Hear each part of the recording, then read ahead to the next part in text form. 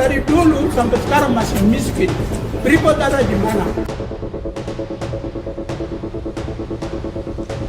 Kontrak karya Freeport 1967 bukan sekedar perjanjian bisnis biasa.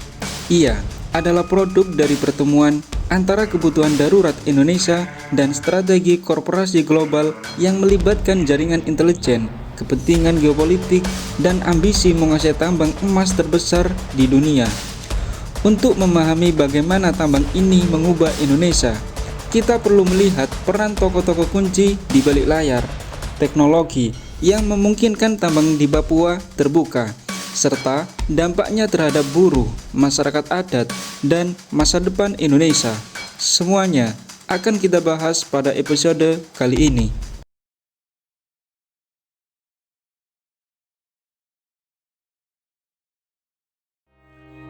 Freeport Sulfur Company berdiri pada tahun 1912 sebagai tambang sulfur di Louisiana. Sulfur menjadi komoditas, tapi pasar mencapai titik jenuh pada tahun 1950. Freeport membeli tambang nikel di Kuba pada 1957 dan mengalami kerugian akibat kebijakan nasionalisasi perusahaan oleh Fidel Castro pada tahun 1959. Kemudian, Forbes Wilson, direktur Freeport, melakukan ekspedisi ke Papua berdasarkan laporan Dozi hingga menemukan Edsberg, sebuah tempat dengan kandungan emas yang besar. Untuk mencapai tujuannya, Freeport menaikkan kontrak eksplorasi dengan East Borneo Company yang dipimpin Jan van Gurisen pada masa pemerintahan baru yang membuka investasi asing. Di balik ini, Greg Paul Grain mengungkapkan bahwa Alan Dulles, mantan direktur CIA, telah mengetahui emas raksasa di Papua. Dulles menyembunyikan informasi dari Presiden JF Kennedy. Dulles yang dekat dengan Rockefeller ingin menggulingkan Soekarno demi menguasai sumber daya alam Papua, sedangkan Kennedy ingin membantu ekonomi Papua.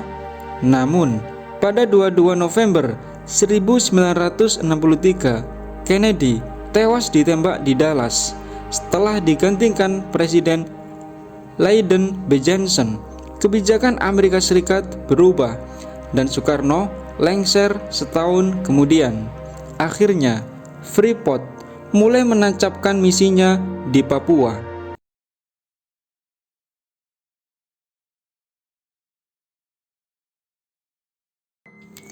Di balik perusahaan Freeport, ada jaringan tokoh yang terkait dengan skenario politik global. Alan Dulles menjadi pusat teori konspirasi yang menghubungkan Freeport dengan politik global. Dulles mengetahui laporan Dozi sejak ia masih bekerja sebagai pengacara perusahaan minyak di Hindia Belanda. Dulles diduga ingin menjatuhkan Soekarno karena Soekarno adalah nasionalis yang tidak mau tunduk pada kepentingan AS. Dulles memiliki hubungan erat dengan Augustus Silong, anggota Dewan Freeport yang disebut sebagai arsitek penggulingan Soekarno. Setelah Soekarno lengser, jaringan ini mengaktifkan Julius Tahija sebagai jembatan ke Soeharto, Ibnu Sutowo sebagai pintu kebijakan, dan Ali Budiarjo sebagai navigator birokrasi untuk membuka jalan bagi Freeport.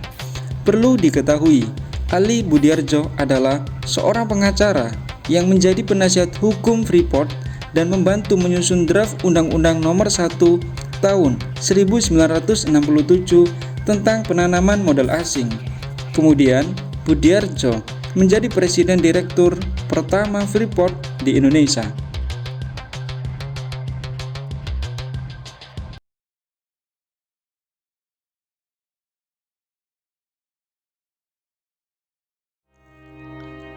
Kontrak karya pertama Indonesia dan Freeport ditandatangani pada 7 April 1967. Kontrak ini memberikan berbagai kemudahan bagi perusahaan seperti royalti rendah, insentif pajak, serta kebebasan mengelola hasil tambang. Kebijakan ini diambil karena Indonesia pada masa itu sedang mengalami krisis ekonomi dan inflasi yang sangat tinggi, sehingga membutuhkan investasi asing untuk memulihkan perekonomian.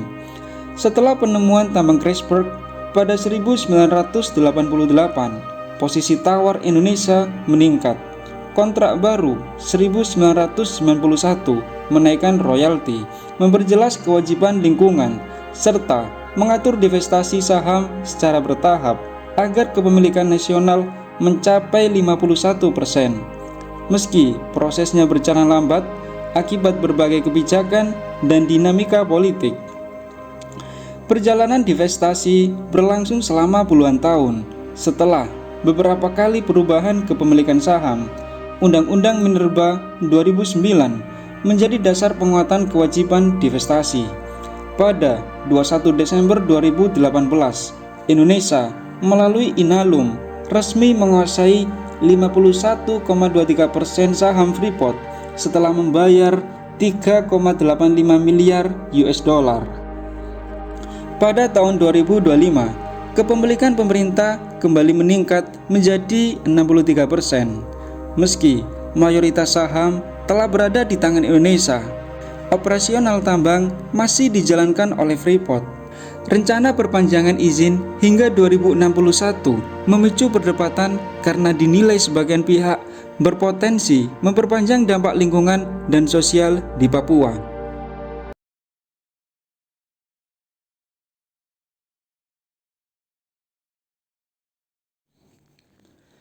PT Freeport Indonesia merupakan salah satu penyumbang penerimaan negara terbesar.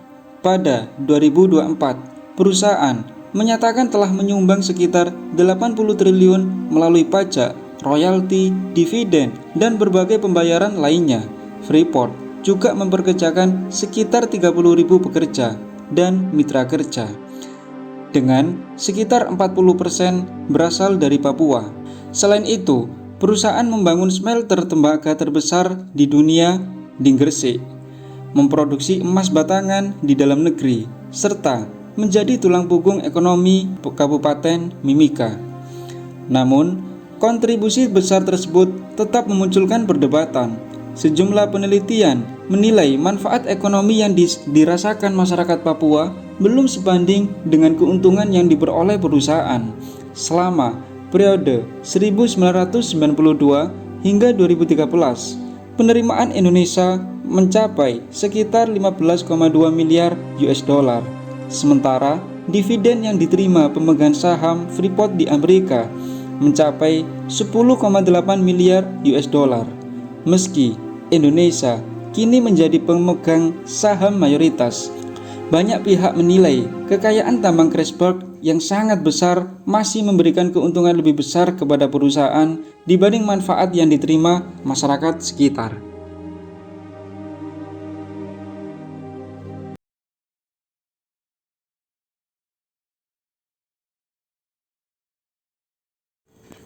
Di balik tambang emas terbesar di dunia, masih terdapat 3 persoalan utama mewarnai Freeport di Papua, seperti kerusakan lingkungan, nasib buruh, dan masyarakat adat.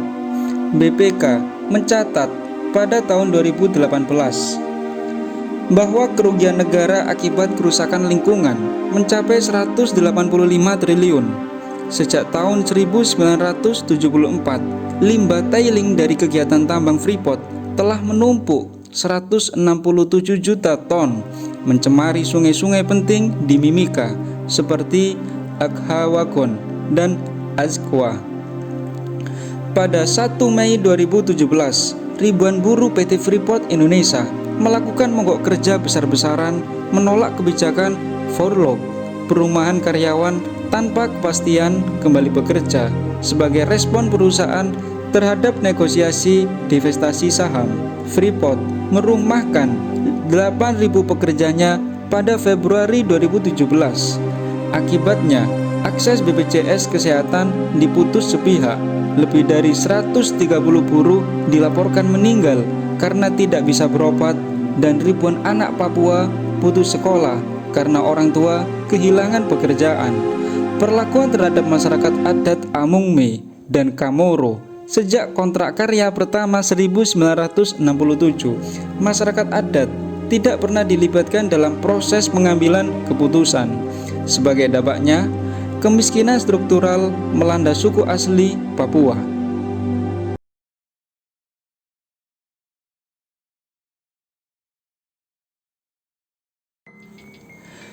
Banyak pihak menilai sejarah Freeport bukan hanya soal persoalan bisnis, tetapi juga berkaitan dengan politik dan kepentingan internasional.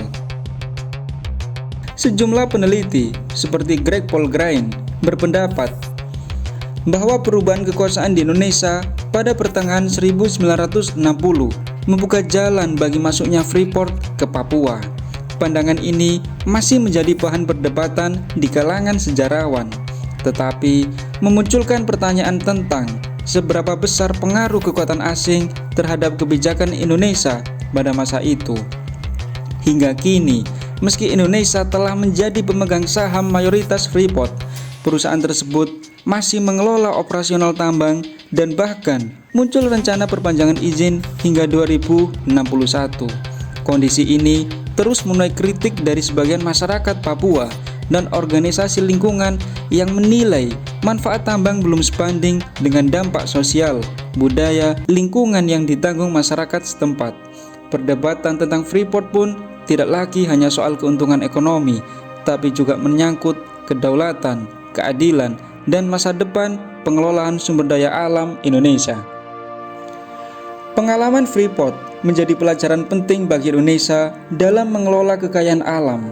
Dari kontrak ini, Indonesia belajar bahwa pemberian royalti yang rendah, lambatnya proses negosiasi ulang, konflik dengan masyarakat adat, serta tuntutan agar hasil tambang diolah di dalam negeri dapat menimbulkan dampak jangka panjang. Salah satu hasilnya adalah kebijakan hilirisasi yang mendorong pembangunan smelter dan pengolahan mineral di Indonesia agar nilai tambahnya dinikmati di dalam negeri. Kini, Indonesia memang telah menjadi pemegang saham mayoritas Freeport, tetapi perdebatan belum berakhir. Banyak pihak menilai bahwa kepemilikan saham saja belum cukup jika manfaat ekonomi belum dirasakan secara adil, lingkungan masih rusak, dan masyarakat adat masih menghadapi berbagai persoalan. Karena itu, kisah Freeport menjadi pelajaran bahwa menguasai sumber daya alam bukan hanya soal memiliki saham, tetapi juga memastikan kekayaan alam benar-benar membawa kesejahteraan bagi seluruh rakyat Indonesia.